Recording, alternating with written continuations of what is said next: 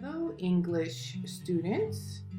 This lesson is about sentence structure, part 2, identifying compound and complex sentences.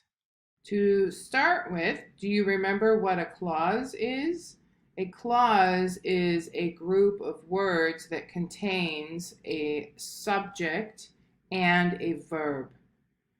For example, a pretty flower grows in the garden.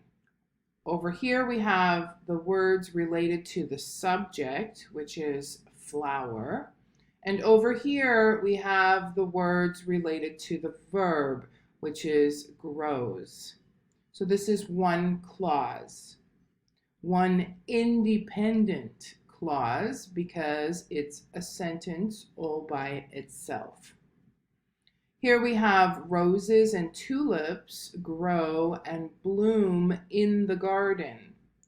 So roses grow and roses bloom. Tulips grow and tulips bloom. Since everything over here is doing everything over here, this is one clause. This subject is compound. It has two parts, but it's still only one subject because it's both of these words are using the verbs over here. This verb is also compound. It has two parts. But in spite of the fact that there are two parts here and two parts here, there's only one dividing line between the subject and the verb. Therefore, this is one clause, one simple sentence that is independent. Every sentence has at least one independent clause, which can stand alone as its own sentence.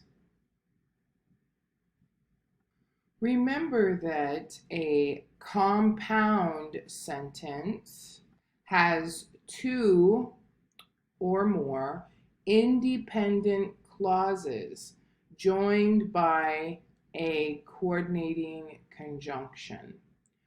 So this is a compound sentence here. We have flowers are delicate. That is one independent clause.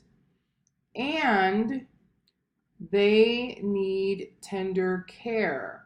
That is another independent clause. Why do we call this an independent clause and this an independent clause if they are together in one sentence?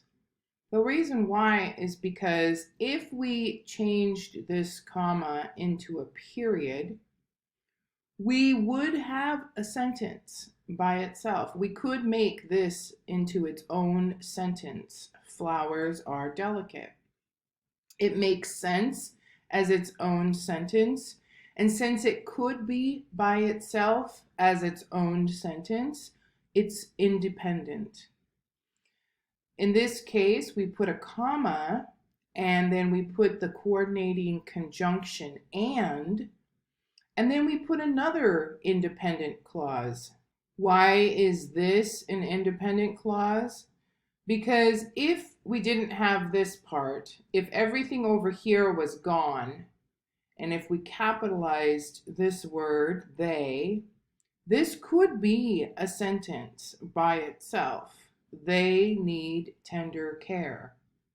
So since it could be by itself, we call it independent. In this case, these two clauses that are independent are joined by a coordinating conjunction. Here's another example. Roses have thorns. That could be a sentence by itself. And they are still pretty. That could be a sentence by itself. So these are two independent clauses. In this case, we didn't make them each sentences by themselves. We joined them with the comma and the coordinating conjunction. So it's one sentence with two independent clauses. That's what we mean by a compound sentence. Both of the clauses here have to be independent for it to be a compound sentence. By the way, coordinating conjunctions such as and but are listed here. For, and, nor, but, or, yet, so. And a way to remember would be that each of their letters, the first letter of each word, you can put them in this order and it makes the word fanboys. So what is a complex sentence? Complex sentences consist of at least two clauses. Just like compound sentences, a complex sentence also has two or more clauses. However, there is something different here. One of the clauses is independent, which means it can stand alone by itself. But the other clause is dependent. It's a dependent clause because it cannot stand alone by itself. It cannot be its own sentence if you isolated it and put it all by itself. For example, Dan loves to learn grammar. That's the independent clause. That could be a sentence by itself if you just put a period here. But it continues, because it is like solving a puzzle. This is a dependent clause, which means it's not a complete sentence. You can't have a sentence that says, because it is like solving a puzzle. If you say that, then the person listening to you knows there's more to the thought than what you're saying. So it's not complete, it's dependent. So altogether we have one sentence, Dawn loves to learn grammar because it is like solving a puzzle. But inside of this complete sentence, we have two clauses. Dawn is the subject of the first clause, and loves is the verb. It is the subject of the second clause, and is the verb. Okay, let's look at this example. Hummingbirds are tiny birds that are less than 3 inches long. Here we have an independent clause. If we put a period here, we would have a complete sentence. Hummingbirds are tiny birds. But when we attach this clause, we have this word here, that is connecting it, and we can't have this by itself. It wouldn't be a sentence by itself, that are less than 3 inches long. We need more information for this to be a sentence. And so since it can't be by itself, it's a dependent clause. So both of these sentences here are examples of complex sentences. Let's look at some more examples. The giant armadillo, which can grow to more than 1 meter long, lives in South America. In this sentence, we have two clauses. This clause here is injected into the middle of this clause here. If we didn't have this clause here, look at what the sentence would say. The giant armadillo lives in South America. Well, that can be a sentence by itself. So that is an independent clause. This part here, which can grow to more than a meter long, is not able to be by itself. It can't be a sentence by itself. And so it is the dependent clause. And it is actually telling us more about the armadillo, the giant armadillo. So this whole clause here is giving us more information about the armadillo. Let's look at the next one. The man in the yellow hat, who I first met in Canada, is the speaker at tonight's event. So this part here, who I first met in Canada, is telling us more about the man in the yellow hat. This cannot be a sentence by itself. It is dependent. However, you could have a sentence by itself with the rest of the words. The man in the yellow hat is the speaker at tonight's event. So that is the independent clause, and this is the dependent clause. Let's look at this one. I will send letters to this address unless you give me a different one. So here we have this clause that could be a sentence by itself. I will send letters to this address. So this is the independent clause. And then we have, unless you give me a different one. This one can't be by itself. You can't say that as a sentence unless you give me a different one. That's not a complete thought. So this is the dependent clause.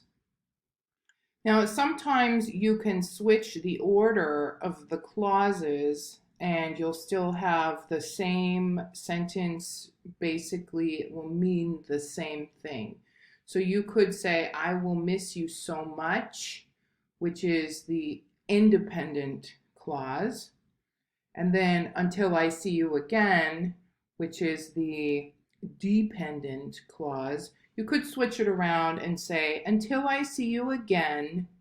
Then what you do is you put the comma. If you put the dependent clause first, then you're usually going to need to put the comma and then put the independent clause. If you have the independent clause first, you usually don't need the comma here unless you're injecting it into the middle. Here we injected the dependent clause into the middle of the independent clause, so we still needed the commas. But if you have the whole thing first, then usually you don't need a comma when you put the dependent clause second. But here we put the dependent clause first, so now we need the comma, and then we have the independent clause last. A dependent clause either starts with a subordinating conjunction or a relative pronoun. Now, first, let's talk about the subordinating conjunctions. We already talked about coordinating conjunctions, but this is different. This starts with sub, which means under, such as in the word submarine, which is talking about a vessel that can go under the water. Subordinating means under something else. And the reason why is because the dependent clause is not equal to an independent clause. It's unable to stand by itself. So it needs an independent clause with it in the sentence. So since it's not equal, it's under the independent clause. So you can remember it that way. looking back really quick at the coordinating conjunctions, you see at the beginning of coordinating, the co is kind of like saying that they're equal, saying that the conjunction is coordinating two equal things. Coordinating conjunctions connect two independent clauses, and since they're both independent, they're equal. Whereas subordinating conjunctions do not connect two equal things. The subordinating conjunction it starts the dependent clause, which is not equal to an independent clause. So that's a way to help you remember. Sub means under. And these words here are the most common subordinating conjunctions that begin a dependent clause. And the other type of word that starts a dependent clause would be a relative pronoun. So we're going to look at that next. Here are relative pronouns, and these can be at the beginning of a dependent clause. And these particular pronouns here refer to something that was just before it in the sentence. So there would be a noun, and then you would have a relative pronoun, and then you would have the rest of your dependent clause. And the whole dependent clause then is talking about the noun that was just before it. So these words here are pronouns, and the ones you use for people would be who or whoever or whom. And then most of these are used for things. Which and that are probably the most common ones. So these you use at the beginning of a dependent clause. And we actually call that type of clause a relative clause because it starts with a relative pronoun. Here are some examples. Dogs sometimes display aggressive behavior when they feel threatened. When is a subordinating conjunction that starts the beginning of this dependent clause. This can't be a sentence by itself, when they feel threatened. But this part can be. This part is independent. So you can see here the when starts the dependent clause. It's at the beginning. Here we have the book, which was written in 1915, is very interesting. So this part here, which was written in 1915, is the dependent clause. The word which is a relative pronoun that starts the beginning of the dependent clause. The independent clause would be the book is very interesting. Here we have the dependent clause first, and we have the subordinating conjunction starting that clause here. Before she signs up for next year's classes, Dina will talk with her counselor. Now this part here, Dina will talk with her counselor, is the independent clause because it could be a sentence by itself. But this part here cannot be by itself. You can't say before she signs up for next year's classes. By itself, that's not a sentence. And so this first word here is the subordinating conjunction. Here we have a railroad flare produces a bright flame that can be seen hundreds of meters away. This clause here is dependent, and it starts here with a relative pronoun. This whole phrase here, from the beginning, from the word that to the end of the sentence, is telling us more about the bright flame. So it is a relative clause that starts with this relative pronoun that gives us more information here. It can't be by itself, so it's dependent. And then last we have Rami passed the ball because his teammate had an open shot. This here is our subordinating conjunction. So when you see this, you know that what comes after it is going to be the dependent clause. You could have Rami passed the ball. That could be a sentence by itself, but this part cannot be by itself. So it is the dependent clause. Now test yourself to see what you have learned. Identify independent clauses, dependent clauses, coordinating conjunctions, subordinating conjunctions, relative pronouns, and if the sentence is compound or complex. Remember that if it's compound, it will have two independent clauses, but it will not have any dependent clauses. It will just have two of these, and they will be separated by a coordinating conjunction. If it is a complex sentence, it will have both an independent clause and a dependent clause. And the beginning of the dependent clause, it will start with either a subordinating conjunction or a relative pronoun. So push pause on your computer and test yourself. Then you will see the answers.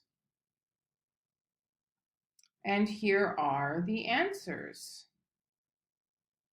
How did you do?